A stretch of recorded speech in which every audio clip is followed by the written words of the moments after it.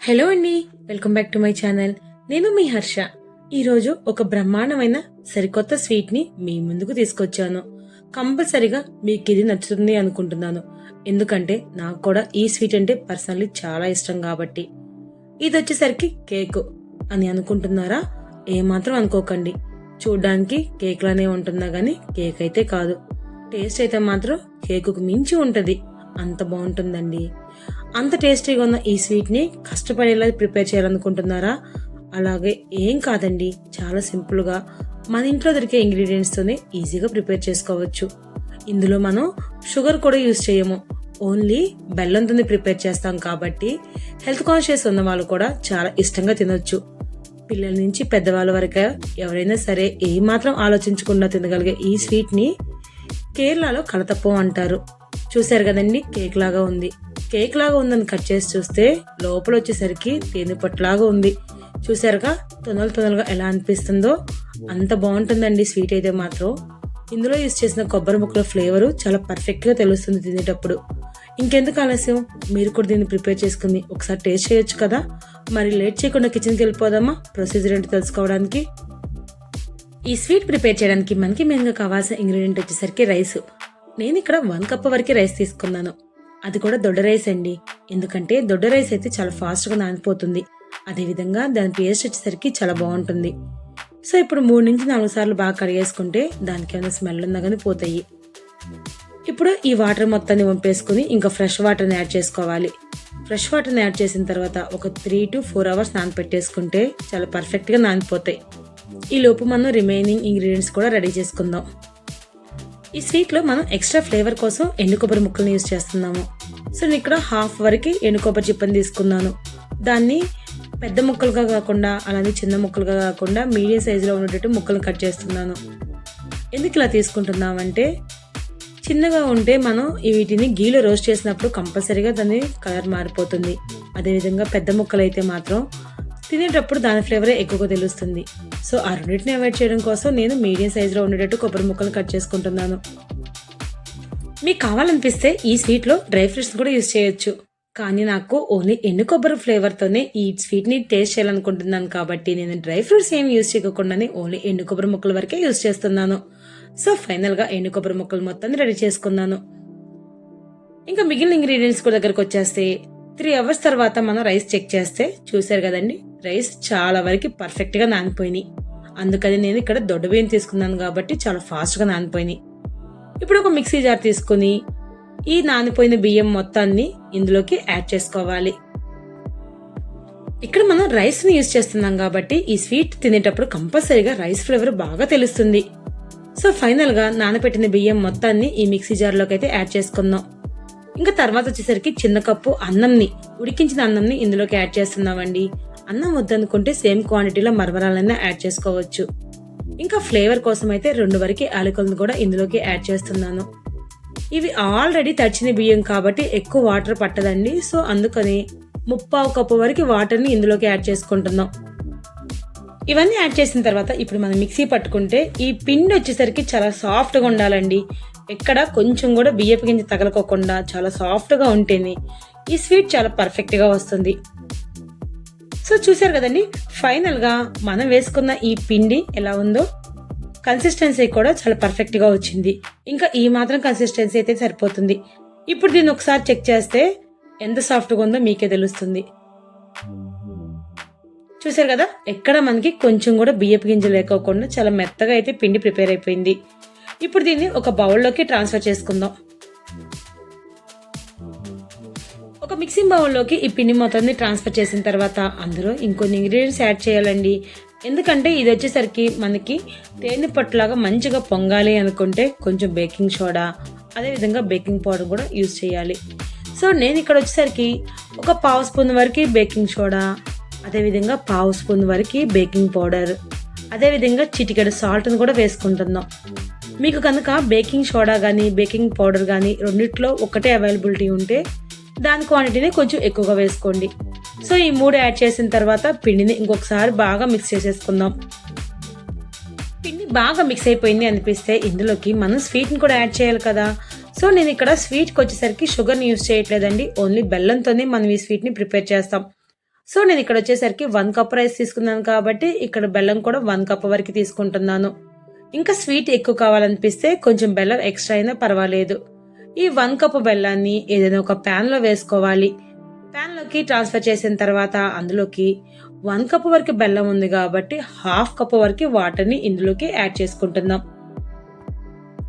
ఇక్కడ బియ్యం పిండిలో స్వీట్ కోసం ఈ బెల్లాన్ని డైరెక్ట్ గా యూజ్ చేయము. దాన్ని కరగబెట్టుకుని వాటర్ తీసుకుని అందులోకి యాడ్ చేస్తాం. సో ఆ బెల్లం వాటర్ కోసమే ఇందులో వాటర్ని యాడ్ చేసిన తర్వాత ఇంకొకసారి బాగా మిక్స్ చేసుకుని ఇప్పుడు మీడియం ఫ్లేమ్ లో పెట్టుకుని కుక్ చేసుకోవాలి. ఇలా కుక్ చేసుకుంటూ ఉంటే 5 to 6 minutes లోనే మనకి బెల్లం మొత్తం కరిగి చాలా వరకు బెల్లం పాకం లాగా వాటర్ అయితే వచ్చేస్తాయి. చూస్తున్నారు కదండి, మెల్లమెల్లగా ఆ హీట్ కి బెల్లం మొత్తం కరిగిపోయి మనకి బెల్లం సిరప్ అయితే రెడీ అయిపోతుంది. ఎక్కువ ప్రాసెస్ ఏం పట్టదండి.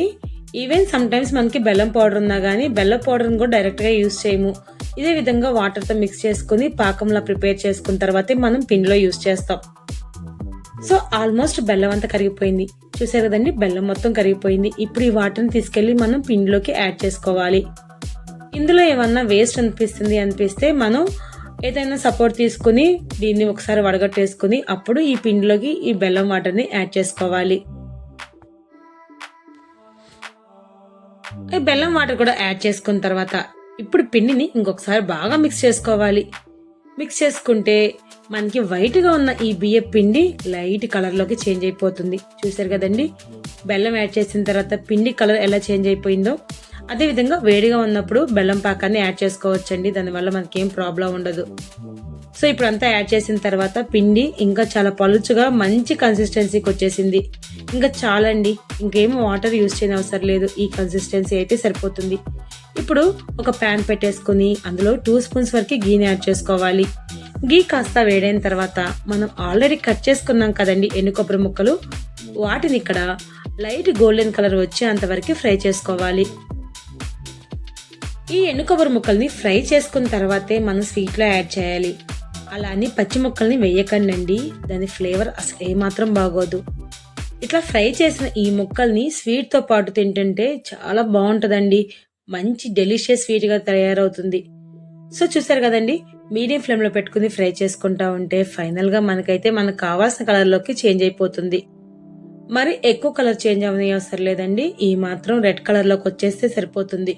ఇప్పుడు మనం వీటిని ఒక బౌల్లోకి ట్రాన్స్ఫర్ చేసుకుందాం.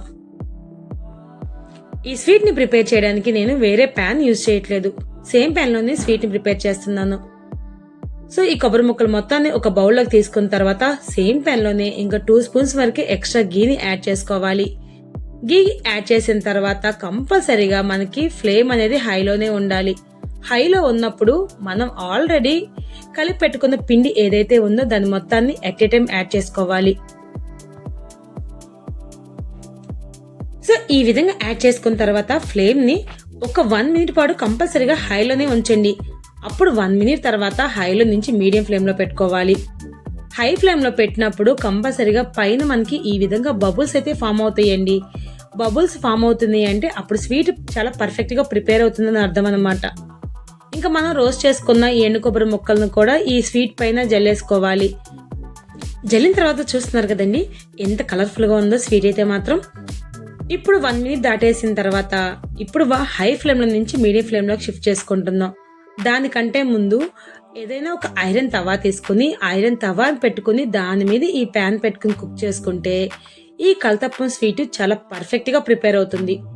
సో నేను కూడా ఇక్కడ ఒక తవా పెట్టేసుకుని ఫ్లేమ్ అనేది లో ఫ్లేమ్ లో పెట్టేసేసుకుని ఈ ప్యాన్ తవా మీద ఉంచేసేసి 30 minutes నుంచి 40 minutes వరకు కుక్ చేసుకుంటున్నాను. అప్పుడు చాలా పర్ఫెక్ట్ గా లోపల పచ్చిదనం అనేది లేకుండా స్వీట్ లోపల బయట మంచిగా కుక్ అయిపోతుంది. సో ఇప్పుడు లిడ్ తో కవర్ చేసుకుని ఒక 30 minutes అలా వదిలేస్తున్నాను. అప్పుడు తెలుస్తుందండి, మంచిగా పొంగేసేసి పట్టుకుంటే చాలా సాఫ్ట్ గా ఉండి స్వీట్ చాలా పర్ఫెక్ట్ గా అయితే రెడీ అవుతుంది. చూస్తుంటే నోరూరిపోతుంది కదండి. మీకే నోరూరిపోతుందంటే ప్రిపేర్ చేసి నాకు కూడా అలాగే ఉంటది కదా. నాకైతే మాత్రం ఈగర్లీ వెయిటింగ్ ఎప్పుడెప్పుడు తినాలా అని. సో స్వీట్ ప్రిపేర్ అయిపోగానే చాలా ఫాస్ట్ గా కట్ చేసుకుని మాత్రం దాని టేస్ట్ నేను ఎంజాయ్ చేశాను. మరి నేను తింటే సరిపోయిద్దా? మీరు కూడా తినాలనుకుంటున్నారా? తినాలి అనుకుంటే మాత్రం కంపల్సరిగా ట్రై చేయండి.